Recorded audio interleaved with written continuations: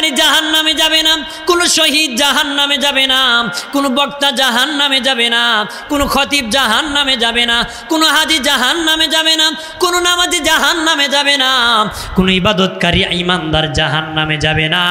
তার সব ইবাদত আল্লাহর সন্তুষ্টির জন্য যদি হয়ে থাকে, তার সব ইবাদত আল্লাহকে রাজি করার জন্য, খুশি করার জন্য, মসজিদের সভাপতি হওয়ার জন্য নয়, সেক্রেটারি হওয়ার জন্য নয়, মসজিদের বাবা দেওয়ার জন্য নয়, দানশীল বলার জন্য নয়, হাজি সাহেব বলার জন্য নয়, তেলাওয়াতকারী সুন্দর বলার জন্য নয়, আল্লাহর সন্তুষ্টির জন্য যখন ইবাদত করে তখন ইবাদত হয়। আর যদি লোক দেখানোর জন্য করে, এটা আমলে শিরিক হয়, আমলে কাফির হয়, আমলে শিরিক। ইমানে শিরিক হলে কাফির হয়, আমলে শিরিক হলে আমল বাতিল হয়, ওই আমল কোনো কাজে আসে না, ওই আমল দ্বারা কোনো ফায়দা হবে না। এই জন্য যে যেটা করি নেক আমল যেন করি, মালিকের জন্য কান্না করব, মালিকের ভক্ত হব, মালিকের ভক্ত হও রে মুমিন। আল্লাহ যদি তোমার জন্য হয়ে যায়, আল্লাহর সব তোমার জন্য হয়ে যাবে। খলিফা হারুন রশিদের দাসিরে বড় আদর করত, লোকেরা বদনাম রটাইছিল খলিফা দাসিরে কেন এত বেশি আদর করে।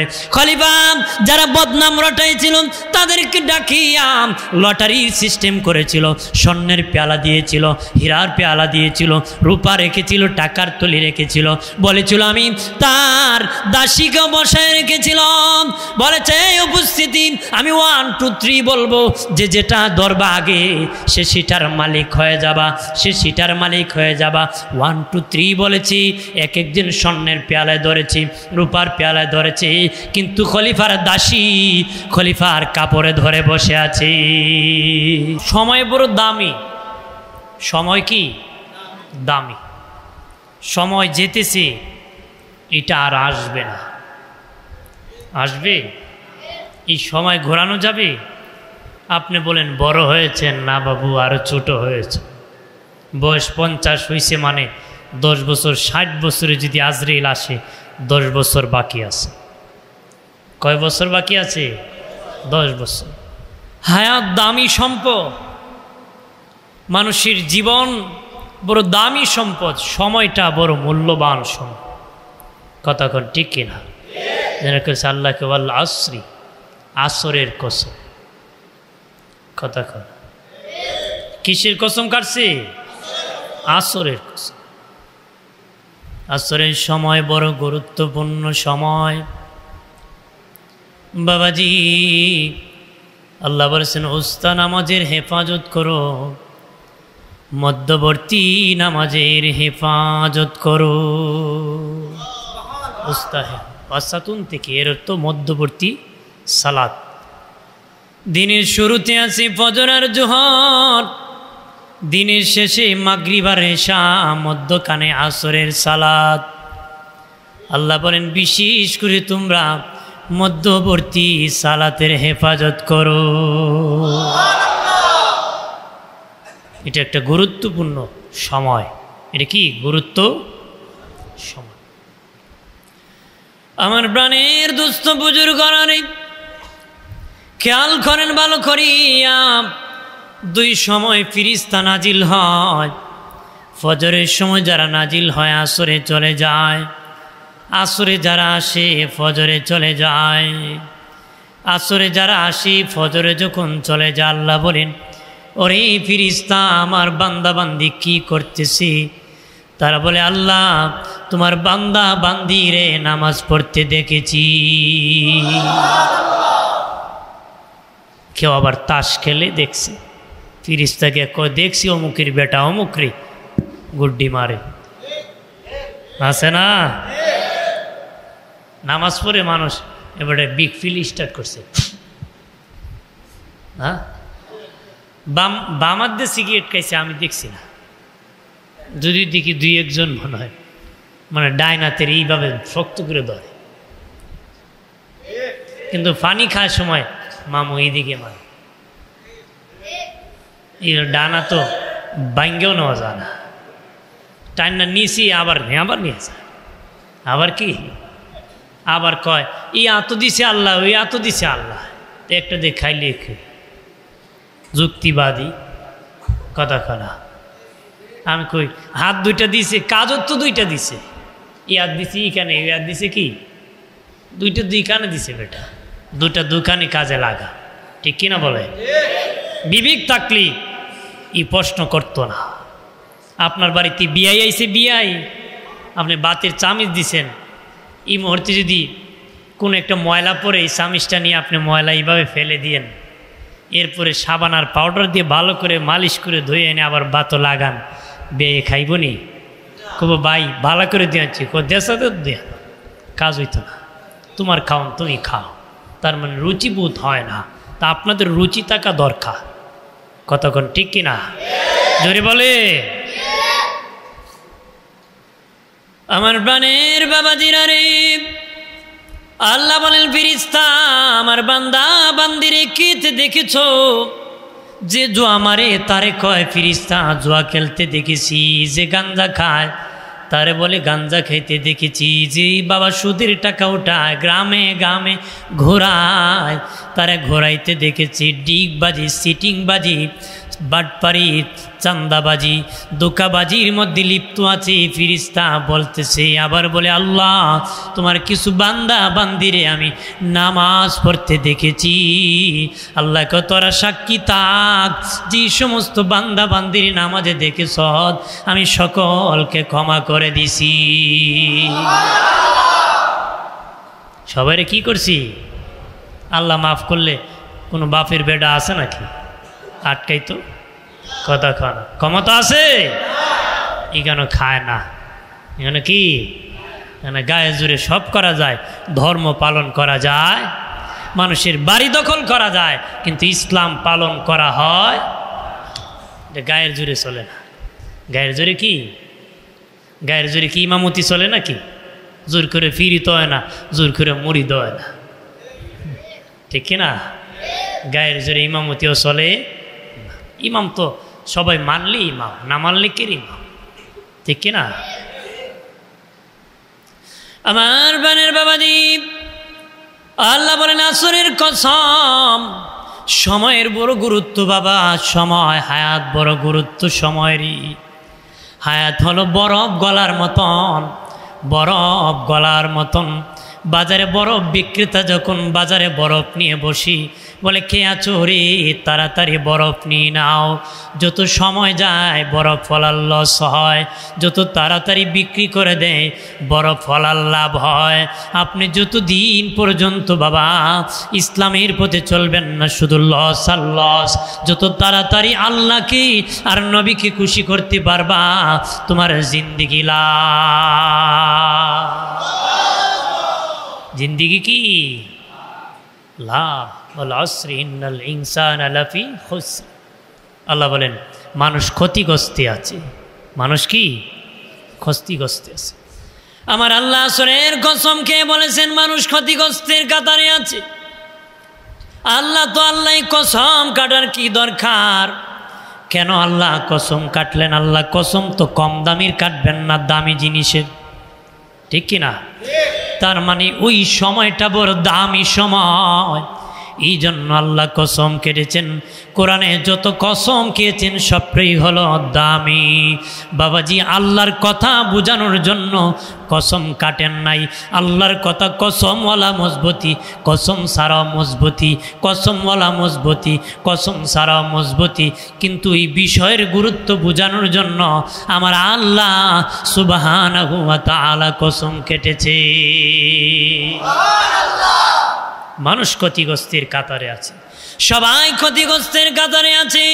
খতিব সাহেব মিম্বরে বসে ক্ষতিগ্রস্তের কাতারে আছে, বক্তা সাহেব বক্তব্যের চেয়ারে বসে ক্ষতিগ্রস্তের কাতারে আছে, বাবাজি চেয়ারম্যান সাহেব তার চেয়ারে বসে ক্ষতিগ্রস্তের কাতারে আছে। কি ক্ষতি? তার হায়াত শেষ হইতেছে, পুঞ্জি শেষ হইতেছে।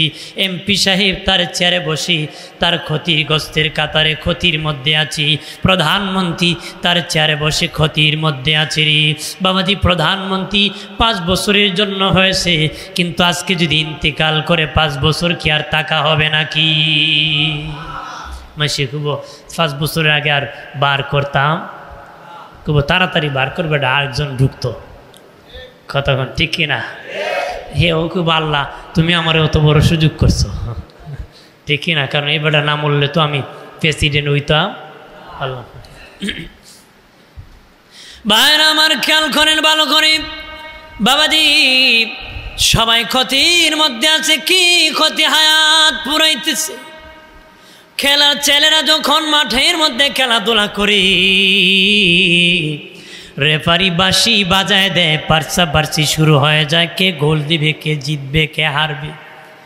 সময় যখন শেষ হয়ে যায়, রেফারি বাঁশি বাজায় দেয়, সময় নাই। এর ভিতরে যারা গোল দিয়েছে তারা জিতে গেছে, যারা দিতে পারে নাই তারা হেরে গেছে। যারা হারবে তারা জিতবে না, যারা জিতবে তারা হারবে না। এই দুনিয়ায় এসেছি বড় হওয়ার লোভে, সম্পদ খাওয়ার লোভে। টাকাওয়ালা হব, ধনী হব, সিলেটে বাসা বানাবো, ঢাকা বানাবো, বেগম পাড়ায় বানাবো, বানাবো বানাবো পার্সি করতে করতে হঠাৎ মালাকুল মউত নামক রেফারি বাঁশি বাজায় দিবে, সময় নাই। ঠিক কিনা? এই সময় ঈমান নিয়ে যারা মারা যাবে বেঈমান হবে না। বেঈমান হয়ে যারা মারা যাবে রে ঈমানদার হবে না। আমল নিয়ে যারা মারা যাবে তারা বেআমলদার হবে না। বেআমলদার হয়ে যারা মারা যাবে তারা আমলদার হবে না। কখন ঈমানদার হবে?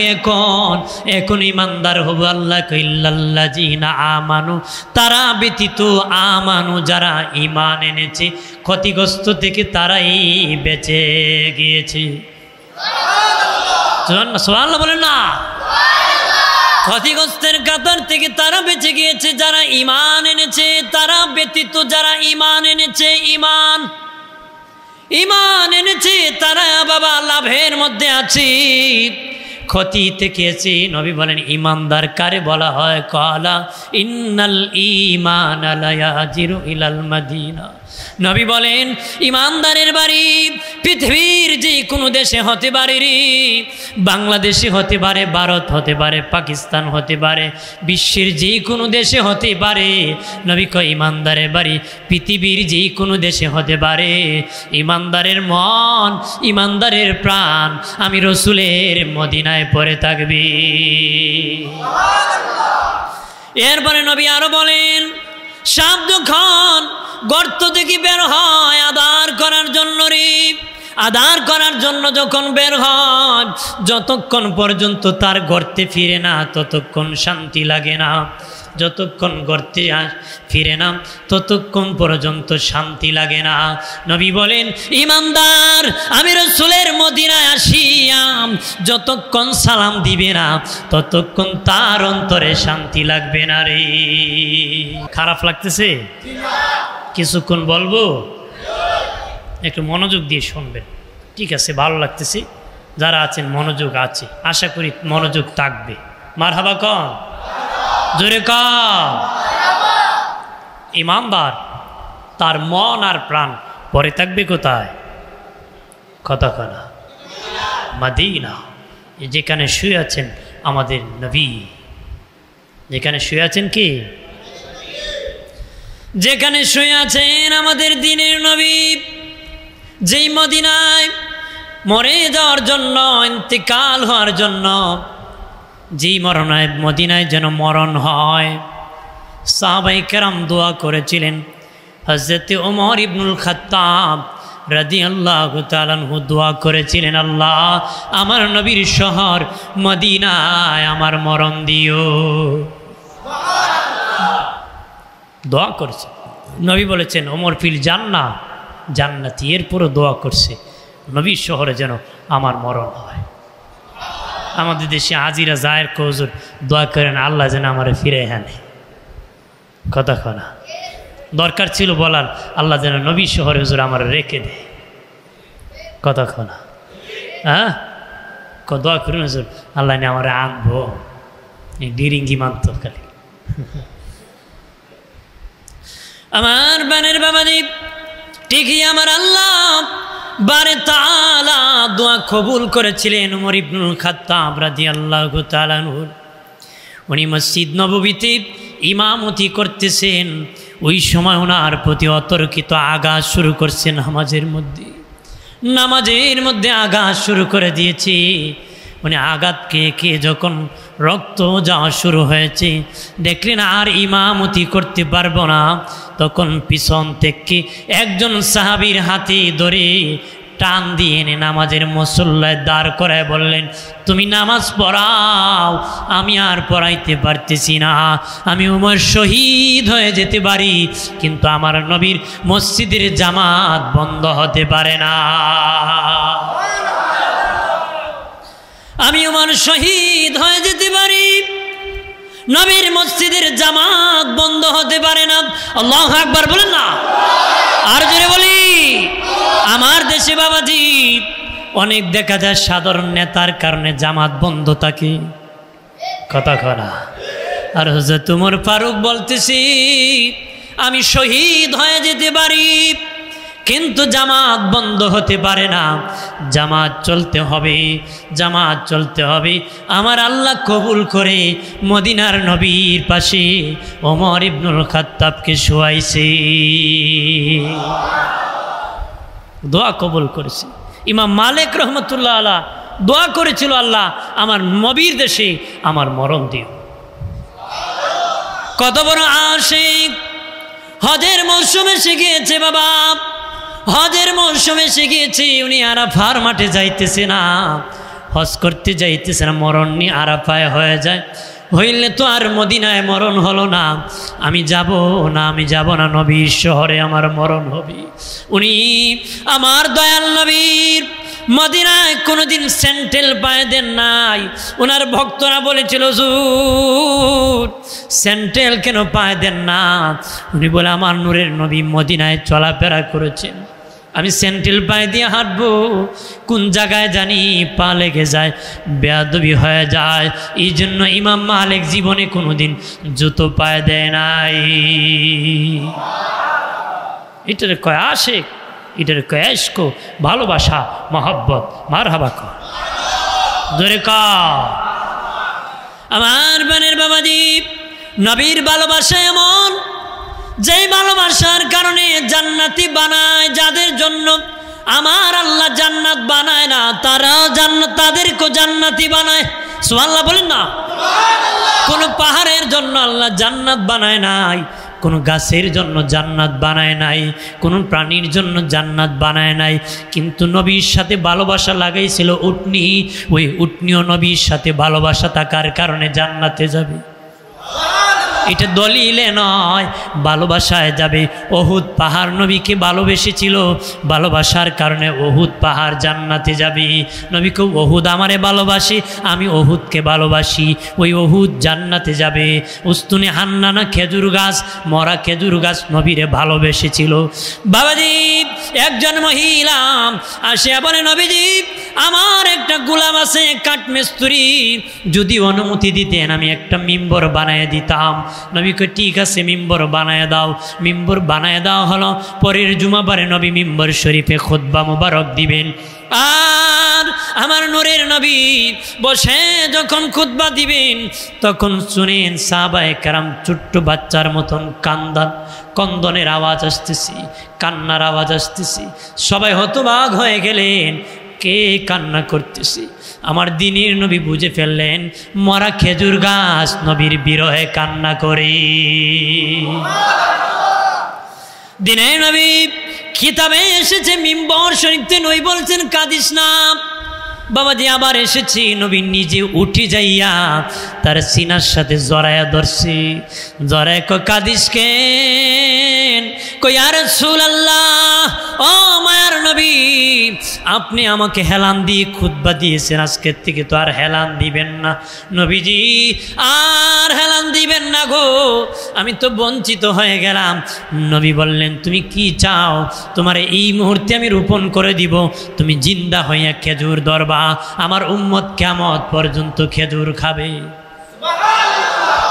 ওই খেজুর গাছ ডেকে বলে, নবী, ও মায়ার নবী, আমি দুনিয়ায় থাকতে চাই না, জিন্দা হইয়া খেজুর ধরতে চাই না নবী, আমি খেজুর গাছ আপনার সাথে থাকতে চাই।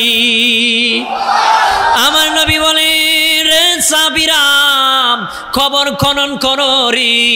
সাহাবায়ে কেরাম গর্ত খনন করলেন, কবর খনন করলেন, ওই মরা খেজুর গাছকে মাটির নিচে আমার দিনের নবী দাফন করে বললেন, বাবা সাহাবীরা ওই খেজুর গাছ আল্লাহর জান্নাতে চলে গেছে। তাহলে নবীর ভালোবাসায় গাছও জান্নাতে গেছে, আমরা যেতে পারবো কি না? ভালোবাসায় যেতে হবে। কি দিতে হবে?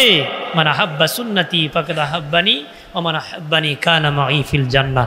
নবীকে যে আমার সুন্নতকে ভালোবাসবে সে যেন আমারে ভালোবাসলো, যে আমারে ভালোবাসবে সে আমার সাথে জান্নাতে যাবে।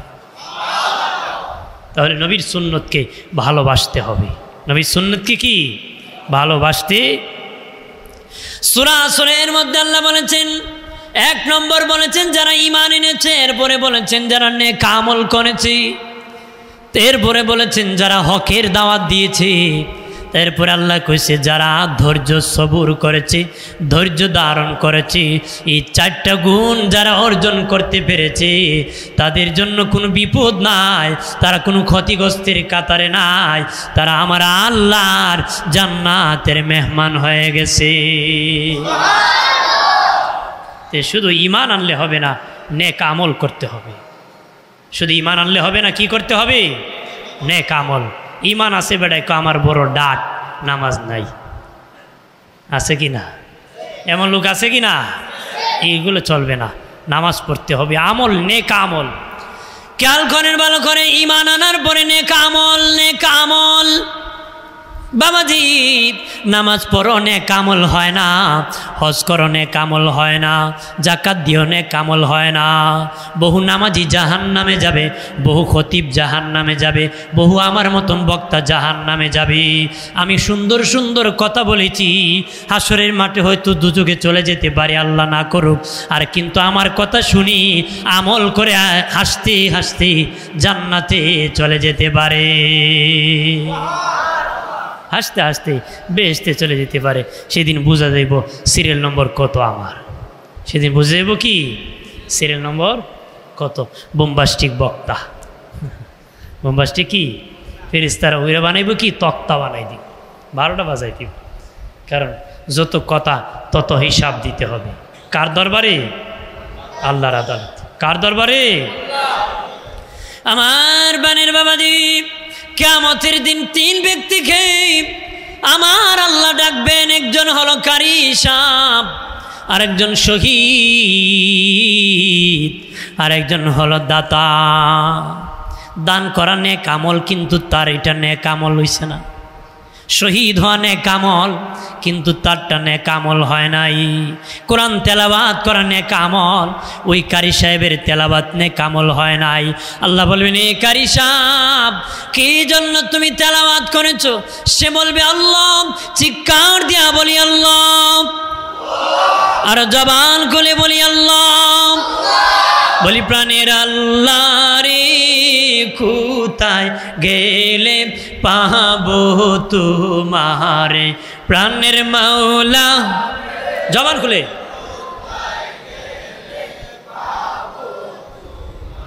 বন্দী হইলাম শয়তানের জালে, দিন কাটাইলাম হেলে দোলে।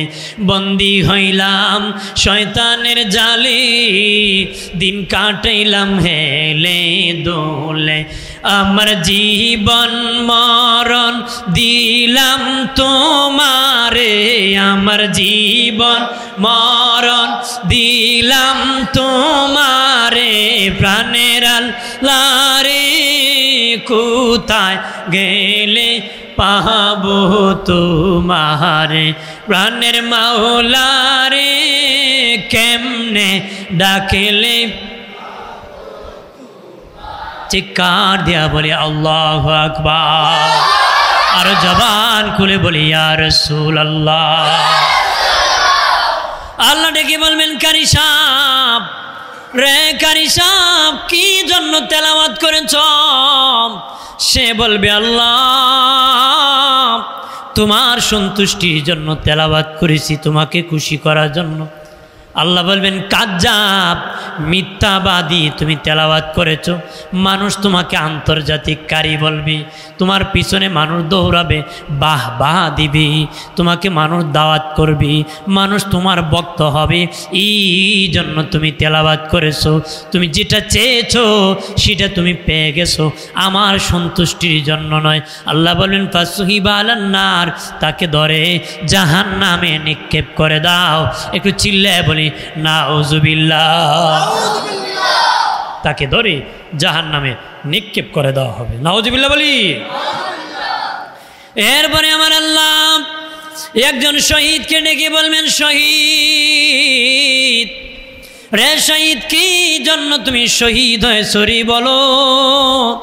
সে বলবে আল্লাহ আমি শহীদ হয়েছি তোমার সন্তুষ্টির জন্য, তোমাকে খুশি করার জন্য, তোমাকে রাজি করার জন্য। আল্লাহ বলবেন কাজ্জাব, মিথ্যাবাদী, তুমি শহীদ হয়েছ। মানুষ বীর বাহাদুর বলবে, সেনাপতি বলবে, শহীদ বলবে, মারহাবা দিবে, এই জন্য তুমি শহীদ হয়েছ। মানুষ তোমাকে বলবে আমার খুশির জন্য নয়, আমার সন্তুষ্টির জন্য নয়। আল্লাহ বলবেন কাজ্জাব, মিথ্যাবাদী, তাকে ধরে ফিরিস্তারা উপুত করে জাহান্নামে নিক্ষেপ করে দাও। একটু চিল্লায় বলি নাউজুবিল্লাহ। এরপরে আমার আল্লাহ একজন দাতাকে বলবেন, দাতা কি জন্য তুমি দান করেছো।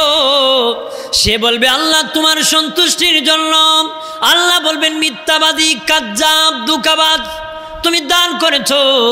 মানুষ তোমাকে দাতা বলবে, সমাজ সেবক বলবে, দানবীর বলবে, এই জন্য তুমি দান করেছো। মানুষ ভাবা দিবি অমুক ভাই সাহেব খুব দানশীল, কথা না, এই জন্য তুমি দান করেছো, আমার খুশির জন্য নয়। তুমি তো মানুষ তোমাকে বাহবা দিবে, দাতা বলবে, এই জন্য দিয়েছো। আল্লাহ বলবেন তাকে উপুত করে জাহান্নামে নিক্ষেপ করে দাও। একটু চিল্লায় বলি নাউজুবিল্লাহ। তবে জানিয়ে রাখেন কোনো দানশীল জাহান্নামে যাবে না, কোনো তেলাওয়াতকারী জাহান্নামে যাবে না, কোনো শহীদ জাহান্নামে যাবে না, কোনো বক্তা জাহান্নামে যাবে না, কোনো খতিব জাহান্নামে যাবে না, কোনো হাজি জাহান্নামে যাবে না, কোনো নামাজি জাহান্নামে যাবে না, কোনো ইবাদতকারী ঈমানদার জাহান্নামে যাবে না। তার সব ইবাদত আল্লাহর সন্তুষ্টির জন্য যদি হয়ে থাকে, তার সব ইবাদত আল্লাহকে রাজি করার জন্য, খুশি করার জন্য, মসজিদের সভাপতি হওয়ার জন্য নয়, সেক্রেটারি হওয়ার জন্য নয়, মসজিদের বাবা দেওয়ার জন্য নয়, দানশীল বলার জন্য নয়, হাজি সাহেব বলার জন্য নয়, তেলাওয়াতকারী সুন্দর বলার জন্য নয়, তার সব ইবাদত আল্লাহর খুশির জন্য যদি হয়ে থাকে, তারা সবাই আমার আল্লাহর জান্নাতে যাবে। তার সবাই কি জান্নাতে যাবে। সন্তুষ্টি হতে হবে কার? ভাইরা আমার খেয়াল করেন, আল্লাহর সন্তুষ্টির জন্য যখন ইবাদত করে তখন ইবাদত হয়। আর যদি লোক দেখানোর জন্য করে, এটা আমলে শিরিক হয়, আমলে কাচির হয়, আমলে শিরিক। ইমানে শিরিক হলে কাফির হয়, আমলে শিরিক হলে আমল বাতিল হয়। ওই আমল কোনো কাজে আসে না, ওই আমল দ্বারা কোনো ফায়দা হবে না। এই জন্য যে যেটা করি নেক আমল যেন করি, কম করি নেক আমল করব, কম করি নেক আমল করব, কম করি নেক আমল করব, আল্লাহকে খুশি করার জন্য, মালিকের জন্য কান্না করব, মালিকের ভক্ত হব, মালিকের ভক্ত হও রে মুমিন। আল্লাহ যদি তোমার জন্য হয়ে যায়, আল্লাহর সব তোমার জন্য হয়ে যাবে। খলিফা হারুন রশিদের দাসিরে বড় আদর করত। লোকেরা বদনাম রটাইছিল, খলিফা দাসিরে কেন এত বেশি আদর করে।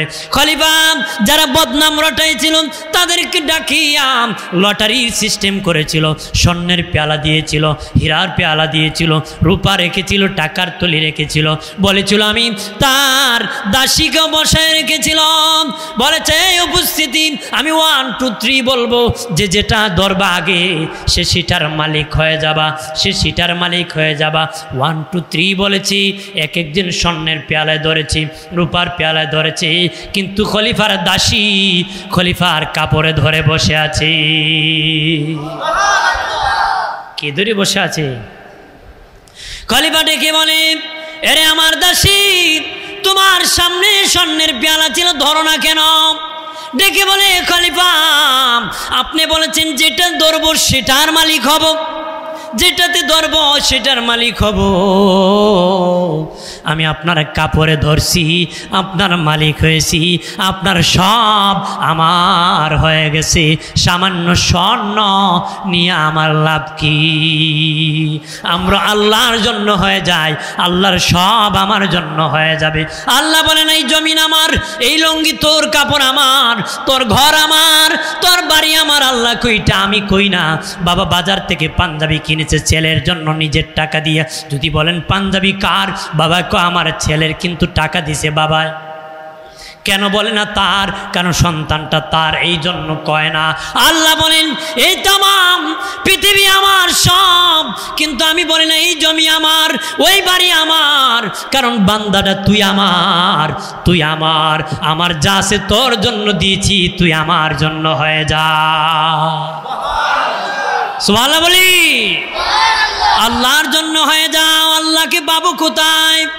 আল্লাহকে পাবো কোথায়? আল্লাহকে কোথায় পাবো? মাছ বাজারে গেলে মাছ পাওয়া যায়, পেঁয়াজের বাজারে গেলে পেঁয়াজ পাওয়া যায়, তেলের বাজারে গেলে তেল পাওয়া যায়। বাবাজি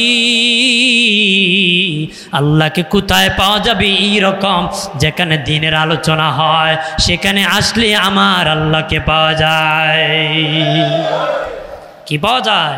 যেখানে ভালো কাজ হয় সেখানে আসলে আল্লাহ খুশি হয়, মানে আল্লাহকে পাওয়া যায়। আল্লাহ খুশি হলে তো আল্লাহকে পাইলাম আমরা, নাকি? আল্লাহ খুশি করতে হবে, রাজি করতে হবে। আল্লাহ যদি খুশি থাকে সব আমাদের হয়ে যাবে, ঠিক কিনা বলে? এই জন্য বলেছেন ঈমান আনো, নেক আমল করো, হকের দাওয়াত দাও। নিজে শুধু নেক আমল করলে হবে না, অন্যকে নেক আমলের কথা বলতে হবে। নিজে শুধু হকের পথে চললে হবে না, অন্যকে হকের পথে চলার কথা বলতে হবে। নিজে শুধু নামাজ পড়লে হবে না, অন্যকে নামাজ পড়ার কথা বলতে হবে। নিজে শুধু টুপি মাথায় দিলে হবে না, অন্যকে টুপি মাথার দেওয়ার কথা বলতে হবে। নিজে শুধু দাড়ি রাখলে হবে না, অন্যকে দাড়ি রাখার কথা বলতে হবে। নিজে শুধু পাঞ্জাবি পরলে হবে না, অন্যকে পাঞ্জাবি পরার কথা বলতে হবে। নিজে শুধু সেলুয়ার পরলে হবে না, অন্যকে পরার কথা বলতে হবে। নিজে শুধু সত্য বললে হবে না, অন্যকে সত্য বলতে হবে, বলার জন্য বলতে হবে। নিজে শুধু বাবাজি নেক আমল করলে হবে না, অন্যকে নেক আমলের কথা বলতে হবে। কথা বলেন ঠিক কিনা? নিজে শুধু স্বার্থপর হইও না। আল্লাহ কো জিবরিল যাও অমুক এলাকা ধ্বংস করে দাও। জিবরিল আমিন যায় দেখে সবাই পাপিষ্ট, একটা লোক শুধু আমলওয়ালা, যার আমল নামায় কোনো গুনাহ নাই, শুধু নেকি আর নেকি, নেকি আর নেকি। আল্লাহকে বলে মালিক তারে কই সরাইব? ও মালিক তুমি তো কইছো সারা এলাকা উল্টায় দেওয়ার জন্য। এখন তো একটা লোক এখানে ভালো লোক, যার আমল নামায় কোনো গুনাহ নাই, তোমার ভয়ে কোনো গুনাই করে নাই, তারে কি করব? আল্লাহ কো জিবরাইল তারে সহ তুমি উল্টায় দাও। জিবরিল কো আল্লাহ তারে সহ কেন উল্টাবো? আল্লাহ বলেন জিবরিল আমার সব বান্দা পাপিষ্ট হয়ে গেছে, সে শুধু নেক আমল করেছে, অন্যকে নেক আমলের কথা বলে নাই। এ বড় স্বার্থপর, একাই জান্নাতে যেতে চেয়েছে, কাউকে জান্নাতি বানাইতে চেষ্টা করে নাই। ওই মতলববাজি করার কারণে তারে সহ তুমি উল্টায় দাও। বাবাজি দাউদ নবীর যুগে সত্য বাবাজি বানর হয়েছিল, মানুষ বানর। দাউদ নবীর যুগে মানুষ বানর হয়েছিল, বলেছিল সারা সপ্তাহ মাছ ধরবা, শুধু শনিবারে মাছ ধরবা না। তারা বাবাজি লোভ সামাল দিতে পারে না, শনিবারও মাছ ধরেছে। ধরার কারণে আল্লাহ বানর বানাইছি। ওই সময় ৭০,০০০ আলেমকে বানর বানায় দেওয়া হয়েছিল। আলেমরা বলেছিল আল্লাহ ও মালিক আমরা তো তোমার হুকুম লঙ্ঘন করি নাই, আমাদেরকে কেন বানর বানাইলা? যারা হুকুম লঙ্ঘন করেছে তাদেরকে তুমি বানাইছো, আমাদেরকে কেন বানাইলা? আল্লাহ বলেন তোমরা শুধু আমার হুকুম পালন করছো, তাদেরকে হুকুম পালনের দাওয়াত দেও নাই, হকের পথে চলেছ, হকের দাওয়াত দেও নাই। এই জন্যই অপরাধের কারণে তোদেরকে আমি বানর বানাইছি। পার পাবেন না বাবাজি, অন্য লোক খারাপ কাজ করলে হাসি দিবেন না, নিজে সুবহানাল্লাহ বলেন। আরেকজন খারাপ কাজ করলে মুস্কি হাসি দিয়ে কোন লাগছে বাবা বাম্পার। কথা কোন ঠিক কিনা? এই গ্যারিঙ্গিবাজি চলবে না। আল্লাহ কো আমি তোর অন্তরের খবরটাও জানি। আলিমুম বিজাতিস সুদূর। আল্লাহ কয় তোর অন্তরের খবরটা আমি, ওহুয়া মাকুম আইনামা কুনতুম। হাজরিন আমি যেখানে আছি, আমরা আল্লাহ আছে কি সেখানে? আল্লাহ আছে কি? আল্লাহ কয় আমি তুই মনে মনে কি বলছ এটা আমি জানি। মনে মনে কি কইছে এটা কে জানে? আল্লাহ জানে। আর কেউ না জানলো আমার মালিক জানে। আল্লাহু আকবার বলেন, আল্লাহু আকবার। আমার বানের বাবাজি, এই জন্য বাবাজি হকের আলোচনা করতে হবে। খেয়ে ভালো বলবি, মন্দ বলবে দেখার বিষয় না। তোমাকে খেয়ে খারাপ বলবি এটা চিন্তা করলে হবে না। কে আদর করবে, কে না খাওয়াইবে এটা বিষয় না। সাহাবায়ে কেরাম হকের পথে চলতে যাইয়া বাড়ি ছেড়েছে, ঘর ছেড়েছে, বিবি ছেড়েছে, বাবার সম্পত্তি ছেড়েছে, এমনকি গায়ের কাপড় চোপড় পর্যন্ত ফেলে দিয়ে চলে আসছে। এরপর নবীর দরবার তারা ছাড়ে নাই। তারপরে কি নবীর দরবার ছাড়ে নাই? আমরা সুখে থেকে ভূতে কিলা কথা কয় না, আমরা সুখে থেকে কি কিলায়? ভূতে খিলায়। ওরা বাড়ি ছেড়েছে, এমনকি চাচা বলেছে তোর কাপড়টা, গায়ের কাপড়টা খুলে দিয়ে আসছে, কইছে আমার নবীর দরবার ছাড়বো না, কাপড় ছেড়ে দিছে। আর ইমান এত দামি, নবী কইছে ও ইমান আনতে কিছু আনতে পারে নাই, ওর ইমান বড় দামি। আর জোরে কা আমার বানের বাবাজি খেয়াল করেন ভালো করে। এই জন্য বাবা হকের কথা বলবেন, আহালকে বাঁচাবেন জাহান্নামের আগুন থেকে, পরিবার পরিজনকে জাহান্নামের আগুন থেকে বাঁচাবেন, নিচে বাঁচবেন, বাঁচার মতন বাঁচবেন। কিসের থেকে বাঁচবেন? জাহান্নামের আগুন থেকে বাঁচবেন। নিজে একা বাঁচবেন না, আহাল পরিবারকে বাঁচানোর চেষ্টা করবেন, বাঁচাবেন। এরপরে বলেন যখন হকের দাওয়াত দিবি তখন মানুষ আক্রমণ করবে, গালাগালি করবে, বকাবকি করবে, তোমার গালমন্দ করবে, তখন তুমি ধৈর্য ধারণ করতে হবে, সবর করতে হবে। আল্লাহকে তোমরা হকের দাওয়াত দিবা আর ধৈর্য ধারণ করবা। কি করবা? ধৈর্য ধারণ করবা। সত্য কথা বললে চাপ আছে কি না? জোরে করে আছে কি না? মানুষ গালমন্দ করে কি না? যখন হকের দাওয়াত দেওয়া হবে তখন বিরোধিতা হতে পারে, তখন সবুর করো, ধৈর্য ধারণ করো মুমিন। ধৈর্য বড় পরীক্ষা। ধৈর্যশীল যারা তারা বিনা হিসাবে আমার আল্লাহর জান্নাতের মেহমান হবে। যত নবী রাসূল আল্লাহ পাঠাইছিলেন সব নবী রাসূলদের ধৈর্য আর সবরে ভরপুর ছিলেন। যত নবী রাসূল আল্লাহ পাঠাইছিলেন সব নবীগণ ধৈর্য আর সবরে ভরপুর ছিলেন। ধৈর্য তারা ভাঙতেন না, সবরে তারা ভরপুর ছিলেন। আমরা ওই না আমাদের আখিরি নবীর সবচেয়ে বেশি সবর আর ধৈর্য ছিল আমাদের নবী। আমাদের নবীর চেয়ে ধৈর্য আর কারো বেশি ছিল না, সবর আর কারো বেশি ছিল না। ওই নবীর উম্মত আমরা সবর আর ধৈর্য ভরপুর হতে হবে। আমরা দেখা যায় বাবাজি 5 দিন সবুর করে, 5 দিন পরে আবার বকাবকি করে, কথা কয় না। একজন তারে আক্রমণ করছে, মায়ও কয়, বাপও কয়, দর কয়, মারও কয়, আবার কয় আল্লাহর দ্বারা বিচার দিছি, আরেকজন কয় কামটা ঠিক করছে নি। এগুলোই এটার নাম ধৈর্য। ধৈর্যশীল সবরি জামিলের ব্যাখ্যায় বাবাজি লিখেছে ওই ব্যক্তি সবুর যে ব্যক্তি আল্লাহর কাছে দিয়েছে, দুনিয়ার কার কাছে বিচার চায় নাই, আক্রমণ করে নাই, আল্লাহর কাছে বলেছে আল্লাহ তুমি পূর্ণ ব্যবস্থা করো। সুবহানাল্লাহ কন্যা সবরি জামিল করতে হবে। আমাদেরকে ধৈর্য আর সবরে ভরপুর থাকতে হবে, ঠিক কিনা বলে? ধৈর্য ধরেছিলেন সব নবীরা, 2 জন নবী ছাড়া যত নবী রাসূল আল্লাহ পাঠাইছিলেন সব নবী মার খেয়েছেন। 2 জন নবী ছাড়া যত নবী রাসূল পাঠাইছেন সব নবীরা মার খেয়েছেন, আঘাত খেয়েছেন। 2 জন নবী ছাড়া, একজন হলেন আদম নবী।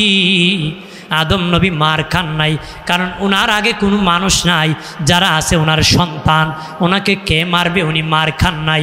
আর একজন মার খান নাই হযরতে সুলাইমান আলাইহিস সালাম, উনি বাদশা ছিলেন, বাদশারা তো কেউ পিটাইতে পারে না। ওই 2 জন ছাড়া বাকি সব পয়গম্বর নবীগণ উম্মতের হাতে মার খেতে হইছে, আঘাত খেতে হইছে, জুলুমে শিকার হইতে হইছে। কারো বাবা গাছের ভিতর ঢুকে জীবন দিতে হইছে। জাকারিয়া নবী এমন ধৈর্য ধরেছি, ওনার নামে জিনার তহমত উঠে গেল, ইহুদিরা ওনাকে দৌড়াইতে লাগলো, হত্যা করবে তহমত দিয়ে নবীকে দৌড়ালো। কেমন ধৈর্য বাবাজি, ধরতে ধরতে রে উনি বাবাজি বুড়া মানুষ, আর দৌড়াইতে পারতেছে না। গাছের কাছে কয়, গাছরি আমাকে যদি একটু ব্যবস্থা করে দিতে। এমনি গাছটা পেটে উনি গাছের ভিতর ঢুকে গেছে। শয়তান বুড়া দরবেশের সুরাত দরিয়াম বাবাজি সেখানে দাঁড়ায় আছে। জাকারিয়া নবীর ওই পাঞ্জাবির কোনাটা বাবা বের করে রাখছে। ইহুদিরা দৌড়ায় যায়, কয় ও বৃদ্ধ লোক, এখানে একজন লোককে যাইতে দেখছনি? কয় না দেখি নাই, তবে এই মুহূর্তে একজন লোককে গাছের ভিতর ঢুকতে দেখছি। কত প্রকার দেখি নাই, গাছের ভিতর তো মানুষ ঢুকে কেমনে? কই দেখো পাঞ্জাবির কোনা চিননি? তারা কহা এটাই তো ওই নবীর জাকারিয়া নবীর পাঞ্জাবির কোনা। তারা তখন বাবাজি গাছের মাথা এইভাবে ফেলে দিয়েছি, আর ওই মাথার থেকে করাত এইভাবে ধরেছে। করাত ধরেছে, ধৈর্য কেমন নবী! করাত ধরতে ধরতে কিতাবে এসেছে মাথার কাছে যখন এসে গিয়েছে, আর মাথার কাছে এইভাবে যখন লেগে গিয়েছি, হযরত জাকারিয়া নবী বলে, আল্লাহ ওয়া মালিক, আমি তো এই বিপদে পড়ে গেছি, আমাকে রক্ষা করো আল্লাহ। তারা তো ইহুদিরা এখন আমারকে খেটে ফেলবি, আলাদা করে ফেলবে। আল্লাহ বলেন, হ্যাঁ জাকারিয়া, তুমি যখন দৌড়াইতেছিলে রে জাকারিয়া, কিয়ামত পর্যন্ত যদি দৌড়াতি, ইহুদিরা তোমাকে লাগাল পেত না রে। তুমি গাছের ভিতর কেন ঢুকলা? গাছের কাছে সাহায্য চাইলা কেন রে জাকারিয়া? তবে রে জাকারিয়া, তুমি তখন আলাদা হইবা। তোমাকে যখন আলাদা করা হবে তখন শব্দ করবা না। যদি করো, নবুয়তির দপ্তর থেকে তোমার নাম কেটে দিব। কত বড় ধৈর্য! জাকারিয়া নবীর মাথার মধ্যে করাত লাগাইয়া পেটের দিক একদিকে, পিঠের দিক আরেক দিকে চলে গিয়েছে। এরপরও নবী শব্দ করে নাই। আর জোরে বলি, ধৈর্য ধরেছিলেন ইব্রাহিম নবী। নমরুদের অগ্নিকুণ্ডের মধ্যে পড়ে বাবাজি, অগ্নিকুণ্ডের মধ্যে যখন ফেলে দিবে, মেনজিক বসাইছি, অগ্নিকুণ্ডের মধ্যে ফেলে দিবে, মেনজিক চরক গাছ বসাইছে, হাজার হাজার মন লাকড়ি কয়েক মাইল এরিয়া দিয়ে আগুন লাগাইছে, মধ্যখানে ইব্রাহিম নবীকে ফেলবে। মেনজিক বসাইছি ক্যারিংয়ের মতন এইভাবে মধ্যখানে আগুনে ফেলে দিবে, কিন্তু নাড়াইতে পারতেছে না। শয়তান আসিয়া কোন নমরুদ, কেন নাড়াইতে পারতেছ না জাননি? এখানে ফিরিস্তারা ওই মেনজিকে ধরে বসে আছে চরক গাছে, এই জন্য উঠাইতে পারতেছ না। যত মানুষ হোক উঠাইতে পারবা না। এই মুহূর্তে উলঙ্গ নারী না চাও, তাহলে উঠাইতে পারবা। একটু চিল্লায় বলি নাউজুবিল্লাহ। নমরুদ উলঙ্গ নারী না চালো, তারপর উঠাইতে পারে না। নমরুদ ডেকে বলে, ওই দরবেশ শয়তানকে ডেকে বলে, ওরে দরবেশ, এখন তো উলঙ্গ নারী নাচি রে, কেন রে এখনো উঠাইতে পারে না? কই ইব্রাহিমের মাটি তাকে ধরে রাখছে, মাটি কামড় দিয়ে ধরে রাখছে। যদি তুমি এই মেনজিক চরক গাছ উঠাইয়া আগুনে ফেলতে হয়, তুমি ইব্রাহিমকে এই মুহূর্তে উলঙ্গ করো, উলঙ্গ করো। আজর অফার দিল, এই পরিমাণ টাকা দিব যদি ইব্রাহিমকে উলঙ্গ করো। আজর ঠাকুর ডেকে বলি, অগ খোদা বাদশাহ বলে দাও, অন্য লোক কেন টাকা নিবি, আমি উলঙ্গ করে দিব। ইব্রাহিম নবীর হাতে পায়ে বেরি লাগানো আছে, শিকল লাগানো। ওই যখন আজর ঠাকুর ব্রাহ্মণ গিয়েছে বাবা কাপড় খুলবি, ইব্রাহিম নবী ডেকে বলে, আমাকে আগুনে ফেলে দাও, বাধা নাই। পায়ে ধরে বলি, সবার সামনে আমাকে লজ্জায় ফেলে দিও না, আমাকে উলঙ্গ করিও না, উলঙ্গ করিও না। তারপর আজর মানে নাই, জোর করে কাপড় খুলে দিয়ে আগুনের মধ্যে ফেলে দিয়েছে। নবী অধৈর্য হয় নাই, ধৈর্যের সাথে গিয়েছে। জিব্রিল আসিয়ে বলছিল, বলেন আমি ডানা দিয়ে সব উড়ায় দিব। ইব্রাহিম নবী কয়, তোমার কাছে কেন বলবো, আমার মালিক কি দেখতেছে না রে? আর জোরে বলি, ধৈর্য আর সবরের কারণে আগুন কি আর কন্ডিশন আল্লাহ বানাইছে।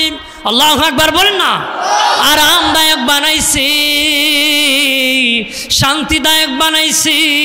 বাবাজি সব নবীরা মোকাবেলা করতে হয়েছে ধৈর্যের পরীক্ষা। আপনারা শুনেছেন আইয়ুব নবী 18 বছর কিরা খেয়েছে, ধৈর্য আর সবুর ভাঙ্গেন নাই, ধৈর্য আর সবুর ভাঙ্গেন নাই। সব মানুষ চলে গেছে, অনেক ধনী নবী ছিলেন, আইয়ুব নবী অনেক ধনী পয়গাম্বর ছিলেন, অনেক সম্পদ ছিল বাবা। কিন্তু বাবাজি উনি যখন অনেক বিবি ছিলেন, যখন অসুস্থ হয়ে পড়লেন, সম্পদ বিক্রি করতে করতে অনেক গরিব হয়ে গেলেন, বিবিরা সব চলে গেল, একজন বিবি রহিমা ছাড়া সবাই চলে গেল। মানুষ তো তার কাছে আগে সিরিয়াল ধরত, এখন কেউ আর আসতেছে না। বল বাবাজি আইয়ুব নবী জঙ্গলের মধ্যে ছোট্ট ঘর ঝুপড়ির মধ্যে বানায় থাকে, কিরা আপুকে এমনভাবে ধরেছে, এরপর নবী সবর ভাঙ্গে নাই, ধৈর্য ভাঙ্গে নাই। আমরা তো একদিন সর্দি কাশি হলে সবর ভেঙ্গে ফেলি। নবী 18 বছর কিরায় খেয়েছে, সবর ভাঙ্গে নাই। বাবাজি 18 বছর পরে যখন জিব্বার মধ্যে কিরায় ধরেছে, ডেকে আল্লাহ ও মালিক আমার সারা অঙ্গ কিরায় খেয়েছে, আমি তোমাকে কোনোদিন বলি নাই, কিন্তু আজকে দেখি জিব্বার মধ্যে কিরায় ধরেছে, আমার জিব্বাটা যদি খেয়ে ফেলে তোমার মতন আল্লাহকে আমি কিভাবে ডাকবো গো আল্লাহ, তোমার মতন মালিককে আমি কি দিয়া ডাকবো, আমি কি দিয়া ডাকবো? আমার হাত শেষ হয়ে গেছে, পা শেষ হয়ে গেছে আল্লাহ, আমার দেহ শেষ হয়েছে, জিব্বাটা এখন পর্যন্ত ভালো আছে, এখন জিব্বাটা যদি শেষ হয়ে যায় তোমার মতন মালিককে কেমনে আমি ডাকবো? আমার আল্লাহ সাথে সাথে আইয়ুব নবীর বিমার ভালো করে দিছে। সবুর 18 বছর কিরা খেয়েছে, ধৈর্য ধরেছে। আমরা তো 18 মিনিট ধৈর্য ধরতে রাজি না, কতক্ষণ ঠিক কিনা? বাবাজি জান্নাতে যেতে গেলে ধৈর্য ধরতে হবে, সবুর করতে হবে, ধৈর্য ধরতে হবে রে। আমার দয়াল নবী সবচেয়ে বেশি ধৈর্যের পরিচয় দিয়েছেন। বাবাজি ইহুদি নবীর বিছানা পায়খানা করে ভরায় দিয়েছে, নবীর বিছানা বাগিয়া চলে গেছে, ইচ্ছা করে ভরাইছে, লুকায় লুকায় দেখে নবী কি করে সর্বনাশ করবে, দেখে আমার নবী নিজ হাতে পরিষ্কার করতেছে। নবী দেখে সে চলে যাইতেছে, দাঁড়াও, কই যাও? গত রাত্রে মনে হয় বড় কষ্ট পেয়েছ, গত রাত্রে মনে হয় আমার বিছানায় তুমি বড় কষ্ট পেয়েছ রে। সে ডেকে বলে আমি ইচ্ছা করে মনে মনে কয় ভরে ফেলেছি। কেমন ধৈর্য আর আদর্শ সবুরের নবী, উনি তো পয়গাম্বর হবে, সাথে সাথে কালেমা পড়ে মুসলিম হয়ে গেছে। সবচেয়ে বেশি সবুর ছিল আমাদের নবী, সুবহানাল্লাহ কন্যা। মসজিদ নববীর বারান্দার মধ্যে একজন ইহুদি দাঁড়াইয়া প্রস্রাব করে দিয়েছে। বাবা ইহুদি দাঁড়ায় প্রস্রাব করেছে। সাহাবায়ে কেরাম বলে নবী অনুমতি দেন, তার গর্দান উড়াই দিব, এখানে আমরা ইবাদত করি, সে কেন প্রস্রাব করে? আমার ইবনুল খাত্তাব রাদিয়াল্লাহু তাআলা আনহু ডেকে বলে ইয়া রাসূলুল্লাহ, নবীজি অনুমতি দেন, তার মাথা আলাদা করে দিব। নবী বলেন থামো, তার পেশাব শেষ করতে দাও। পেশাব যখন শেষ হয়ে গেল তখন নবীজি বলেন বাবা এখানে প্রস্রাবের জায়গা না, ওইখানে প্রস্রাব করি, এখানে হলো ইবাদতের জায়গা। দয়াল নবী বললেন সাহাবীরা রে, আমার সাহাবীরা তোমরা পরিষ্কার করো। তারা মিলে পরিষ্কার করতেছি। সে তাকায় দেখি নবী একটা ধমকও দেয় নাই, নবী রাগও করে নাই, নবী আমাকে বলে নাই তুমি পরিষ্কারও করতে হবে। ওনার সঙ্গী সাথী দিয়ে পরিষ্কার করতে বলেছে, করাইতেছে। উনি তো আদর্শী, ধৈর্যশীল, সবরে ভরপুর, উনি পয়গাম্বর, আখিরি পয়গাম্বর। দেরি নাই, লোকটা কালেমা পরে মুসলিম হয়ে গেছে। আর জোরে বলি ধৈর্য আর সবর। বাবাজি আমার দয়াল নবীকে একজন ইহুদি বললাম ওগো মুহাম্মদ আমার বাড়ি আপনার দাওয়াত। নবী বলেন ঠিক আছে গ্রহণ করলাম। ঠিক আছে কি গ্রহণ করলাম। নবীজি পরের দিন দুপুর বেলা দাওয়াত খেতে গিয়েছেন, ইহুদি বাড়িতে নাই, ফলাইছে। দাওয়াত দিয়ে কি কন্যা নাউজুবিল্লাহ, দাওয়াত দিয়া ফলাইছে। আমার দিনের নবী যতটুকু অপেক্ষা করা দরকার এতটুকু অপেক্ষা করে নবীজি চলে আসছেন কিছুদিন পরে ওই ইহুদি আবার গিয়েছে, ওগো মুহাম্মদ, আপনাকে আমি আরেকদিন দাওয়াত করতে চাই। খেয়াল করেন, নবী বলেন ঠিক আছে, আমি আপনার দাওয়াত গ্রহণ করলাম। নবী ঠিকই আবার আরেকদিন দুপুরে গিয়েছেন, যে দেখেন এই দিনও ইহুদি নাই, বাড়ি থেকে চলে গিয়েছে। যতটুকু অপেক্ষা করা দরকার এতটুকু অপেক্ষা করে নবী ফিরে গিয়েছেন। আরও কিছুদিন পরে ইহুদি আবার আসছে, আরেকদিন যদি আপনি দাওয়াত গ্রহণ করেন আমি আবার দাওয়াত দিব। কেমন ধৈর্যের নবী, রাগ করেন না, গুসা করেন না রে। 2 দিন দাওয়াত দিন দরজা বন্ধ করে চলে গেছে, এরপরও নবী রাগ দেখায় না, গুসা দেখায় না। নবী কই, ইহুদি তুমি যদি আরেকদিনও আমাকে দাওয়াত করো আমি তোমার দাওয়াত গ্রহণ করব। আমার দিনে নবী দাওয়াত গ্রহণ করে ইহুদির বাড়ি যখন গিয়েছি, দিন দেখেন ইহুদি বাড়ি তো আছে, রাস্তায় ফুল নিয়ে দাঁড়ায় আছে। আমার নবী যা আমার তুই দূর হাত ধরে কই, আর রাসূলুল্লাহ বেয়াদবি করেছি 2 দিন দাওয়াত করে, আমি তাওরাত পড়তে পেয়েছি। এই আখেরি পয়গম্বরের সবুর আর ধৈর্যে ভরপুর থাকবি, আমি পরীক্ষা করার জন্য 2 দিন দাওয়াত করে বাড়িতে থাকি নাই। এখনই বুঝতে পেরেছি আপনি হলেন আখেরি পয়গম্বর।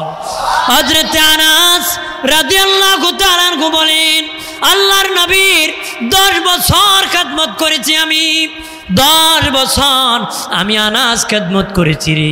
শুনে নাও পৃথিবীর মানুষ, আমার দিনে নবী কোনোদিন আমার দিকে চোখ লাল করে কোনোদিন তাকায় নাই, কোনোদিন চোখ লাল করে নবী আমার দিকে তাকায় নাই। 10 বছর হযরত আনাস রাদিয়াল্লাহু তাআলা আনহু বলেন, দিনের নবীর গোলামি করেছি, খেদমত করেছি, আমার নবী কোনোদিন আমার দিকে চোখ লাল করে তাকায় নাই। এটা হলো খুলুকিন আজিম, মহান চরিত্র, আদর্শের নবী, আমাদের নবী সবুর আর ধৈর্যে পুরাটাই ভরপুর ছিল। আর জোরে বলি, আমাদেরও থাকতে হবে সবুর। সবুর যদি ঈমান আনেন, নেক আমল করেন, হকের দাওয়াত দেন আর ধৈর্য ধারণ করতে পারেন, আমার আল্লাহ দুনিয়া থেকে জান্নাত দেখে তোমাকে বিদায় দিবে। আমরা ওই নবীর উম্মত হিসেবে থাকতে চাই কি না? যেরকম থাকতে চাই কি না? আমরা কি যতদিন বাঁচবো নবীর প্রেমে বাঁচবো? কথা কোন ঠিক কিনা? কোনো গুস্তাখের রাসূলের সাথে আমাদের কোনো সম্পর্ক হতে পারে? বেয়াদবের সাথে কোনো সম্পর্ক হতে পারে? কারণ বেয়াদব চিরতরে জান্নাত থেকে বের হয়ে গেছে। কোনো বেয়াদব আল্লাহ জান্নাতে আর প্রবেশ করাবে না। কোনো বেয়াদবকে আল্লাহর জান্নাতে কি আল্লাহ কিছু চিরতরে বেয়াদবকে জান্নাত থেকে বের করে দিছে। বেয়াদব হলে জান্নাতে যাবে না। আমরা হলাম আদবওয়ালা নবীর উম্মত, আদবের উম্মত হব। আমাদের প্রেম ভালোবাসা কার জন্য হবে? জোরে বলেন, কার জন্য? ভাইরা আমার খেয়াল করেন ভালো করে, দয়াল নবী যেদিন বিদায় হয়ে যাবেন, আল্লাহ নবী যেদিন বিদায় হয়ে যাবেন, মালাকুল মউত আসিয়া বলে, নবী কি করবেন? দুনিয়ায় থাকবেন না, চলে যাবেন। আল্লাহ অনুমতি নিতে বলেছে। জিবরিল আমিন প্রথমে এসে বলতেছে। নবী বলেন, জিবরিল কি করব? তখন জিবরিল বলে, নবী দুনিয়ার থেকে আখিরাত আপনার জন্য অতি উত্তম, অতি সম্মানের জায়গা, আপনার জন্য আখিরাত অতি উত্তম। ওয়ালাল আখিরাতু খায়রুল লাকা মিনাল উলা। বলেন দুনিয়ার থেকে আখিরাত কি? অতি উত্তম। নবী বলেন, চলে যাব, তবে উম্মতের খবর কি? আল্লাহু আকবার কন্যা। বিদায়ের সময় নবী উম্মতকে ভোলে না। উম্মতকে কি? আজকে উম্মত নবীর কথা স্মরণই করে না।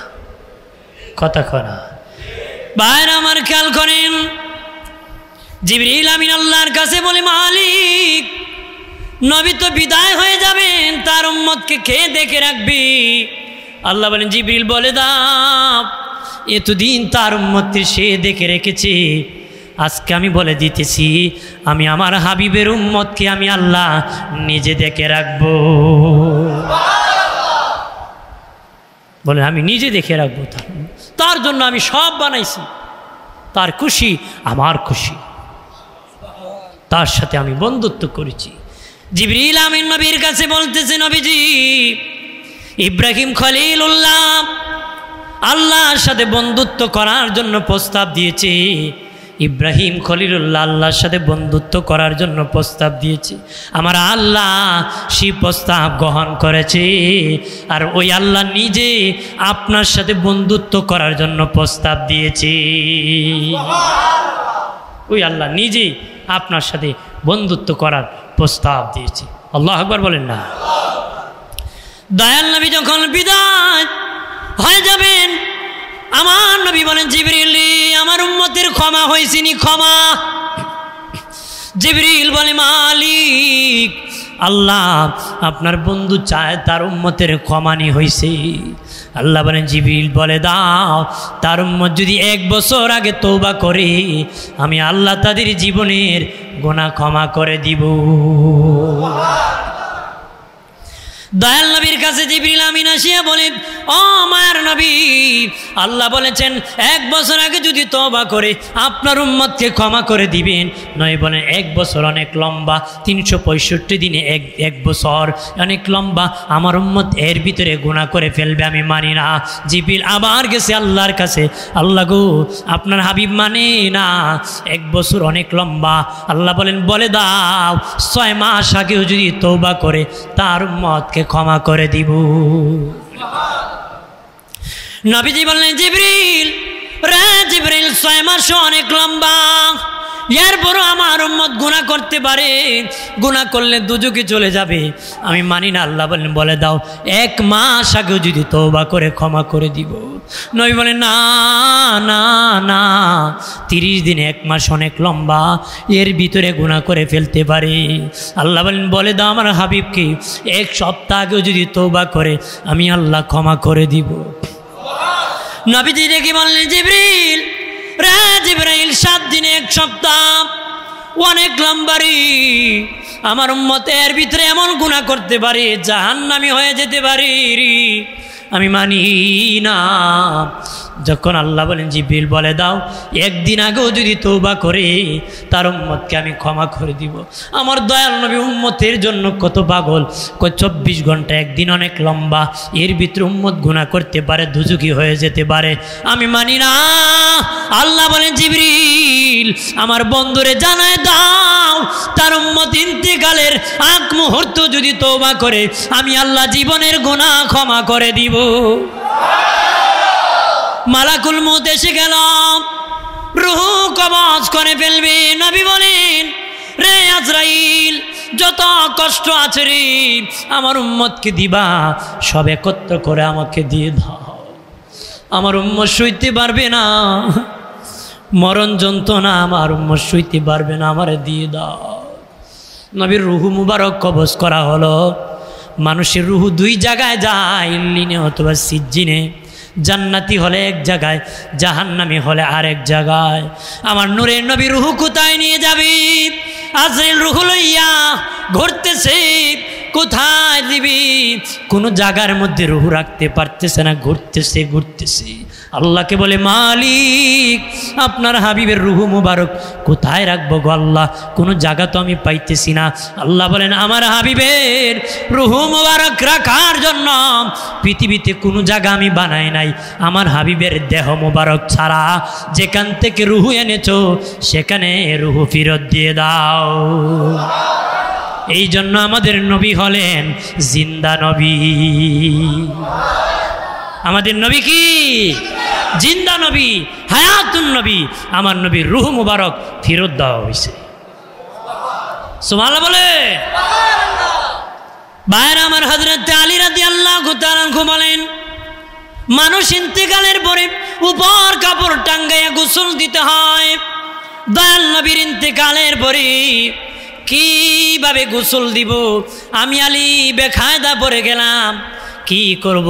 কাপড় কি খোলা লাগবে নাকি উপর কাপড় টানগানি লাগবে নাকি? আমি চিন্তিত হয়ে গেলাম। নবীর কাছ থেকে আওয়াজ আসলো, আলী রে, রে আলী, আমি নবী জীবনে কোনোদিন নাপাক হই নাই রে, আলী আমি জীবনে কোনোদিন নাপাক হই নাই, আমার কাপড় খোলা লাগবে না, আমার কাপড়ের উপর তুমি পানি ঢেলে দাও। আমার দয়াল নবী যেই দেশে ঘুমায় আমার জিন্দা প্রেম যদি শিখবি রে মন, প্রেম যদি শিখবি রে মন, সব ছেড়ে চল মদিনায়, আয় রে সব ছেড়ে মদিনায় আমার নবী মাহায় আমার জিন্দা নবী।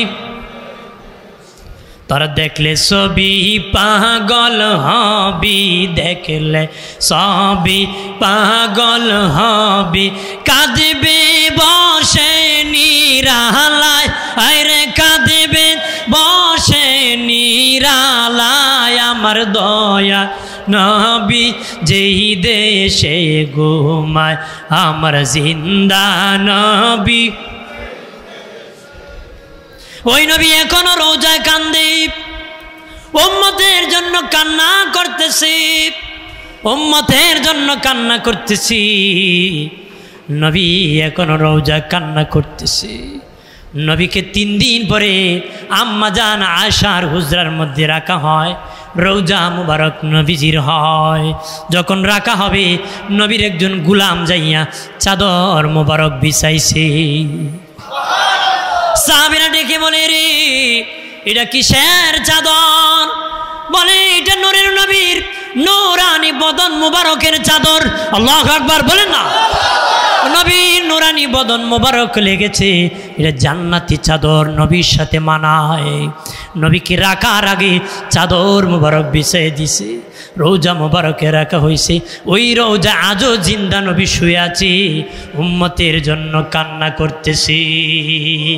উম্মতি বলে কাঁদতেছে, দুনিয়া আসার পরে কান্না করছে, রোজাতে কাঁদতেছে, হাসরের মাঠেও কান্না করবে, উম্মতের জন্য নবী কান্না করতেছে। ওরে উম্মত, নবীরে কাঁদায় না, নবীকে ভালোবাসো, নেক আমল করো। নবীকে যখন গুনাহ করি আমার কাছে আসে, আমি দেখে অনুতপ্ত হই, কান্না করি রে, নেকি করলো আমার কাছে আসে। ওরে উম্মত তোমরা গুনাহ করিও না রে। আল্লাহর ওলি মনসুর হাল্লাজ স্বপ্নে দেখি নবীর রোজা পানির উপর ভাসতেছে, পানির উপর ভাসতেছে। ডেকে কয় নবী রোজা পানির উপর কেন ভাসতেছে? নবী কয় মনসুর দুনিয়ায় কান্না করেছি রে, রোজা আসার পরে উম্মতের জন্য কাঁদতে কাঁদতে আমার রোজাটা সাগর হয়ে গেছে। আল্লাহর ওলি মনসুর হাল্লাজ ঘুম থেকে উঠিয়া বাজারে বাজারে ঘুরে আর গান গায়, কয় কান্দায়ও না, কান্দায়ও না নবীরে, কান্দায়ও না, কান্দায়ও নবী, নবীরে কাঁদাইলে কাঁদবা হাসরে, নবী কে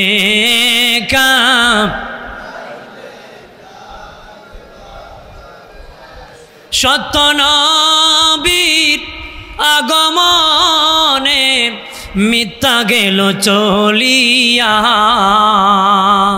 আসুন সবাই সালাম জানাই দাঁড়ায়া। আল্লাহুম্মা আমিন। আলহামদুলিল্লাহি রাব্বিল আলামিন, আসসালাতু ওয়াসসালামু আলা সাইয়্যিদিল আমবিয়াই ওয়াল মুরসালিন ওয়া আলা আলিহি ওয়া আসহাবিহি আজমাইন। ডাকলে নিজুরাইব দয়া, জপলে নিজুরাইব দয়া, না দেখিলে দুই নয়নে নয়নে গয়াল্লাহ, ও গয়াল্লাহ জানলো এ তোমার মনি।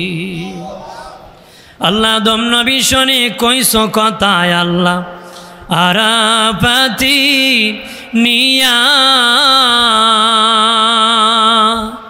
আমরা শুনিনি কইবা কথা গো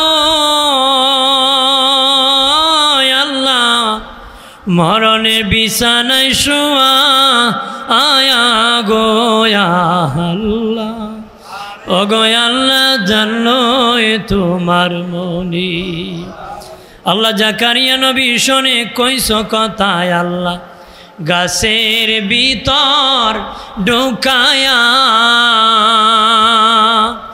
আমরা শুনিনি কইবা কথা গো আল্লাহ গরম জলে গোসল করা আয়া গো আল্লাহ ও গো আল্লাহ জানো তোমার মনি আল্লাহ মুসা নবী শোনে কইস কথায় আল্লাহ আরাফ ফাতিনিয়া মুসা নবী শোনে কইস কথায় আল্লাহ তোর পাহাড়ে নিয়া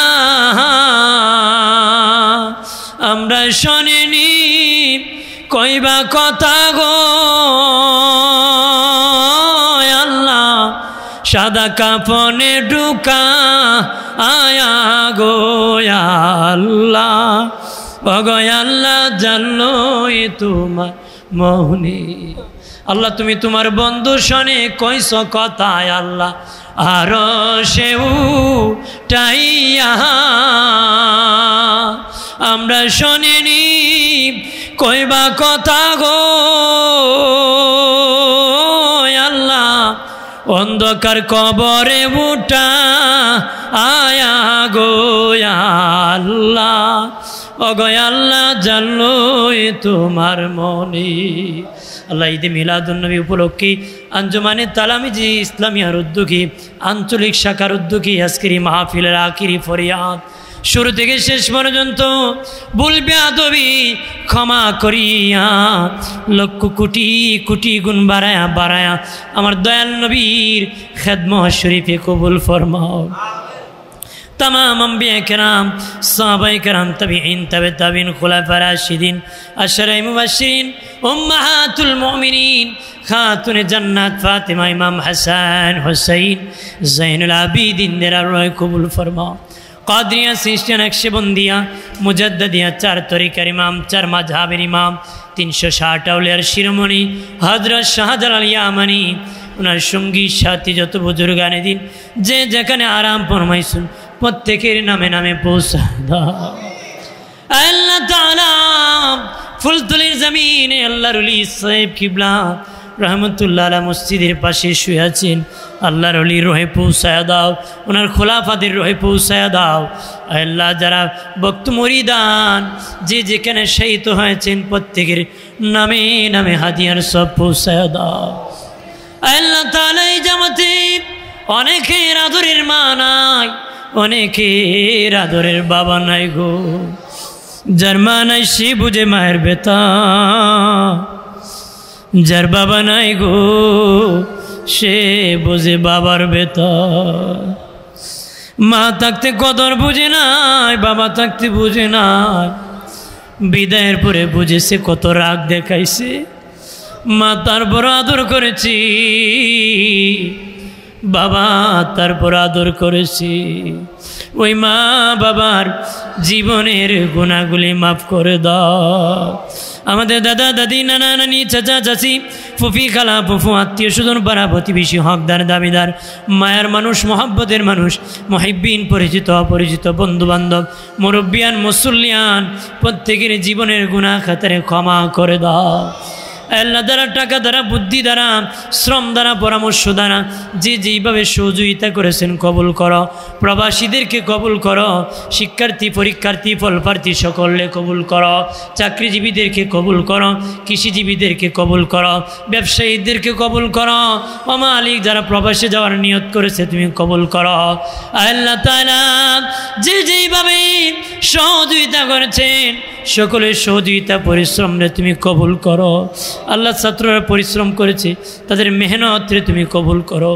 তারা প্রত্যেকে যেন বংশের উজ্জ্বল নক্ষত্র হয়, তাদের দ্বারা বংশের মানুষ যেন জান্নাতি হয়, তাদের দ্বারা সমাজে যেন উপকার হয়, দুনিয়া আখিরাতে লাভবান হয়, এমন আওলাদ তুমি বানায়ো আল্লাহ গো। যারা বিমারি শিফা হাজেলা কামেলা নসিব ফরমাও আল্লাহ। আমার কোনো বাবাজি রে সন্তানের কাছে জিম্মি বানায়ো না ও আল্লাহ। আমার কোনো বাবাজি রে কোন মারে তার সন্তানের কাছে তুমি জিম্মি বানায়ো না, সন্তানের কাছে মাথা নত করায়ও না।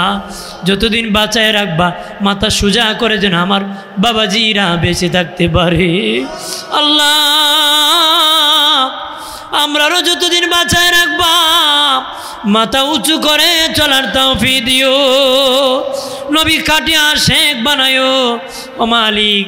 জালিমে করতে জুলুম করতেছে আল্লাহ, জালিমে করতে জুলুম থেকে আমরারে বাঁচাও, তোমার গাইবী সাহায্য আমরারে দান ফরমাও মাবুদ।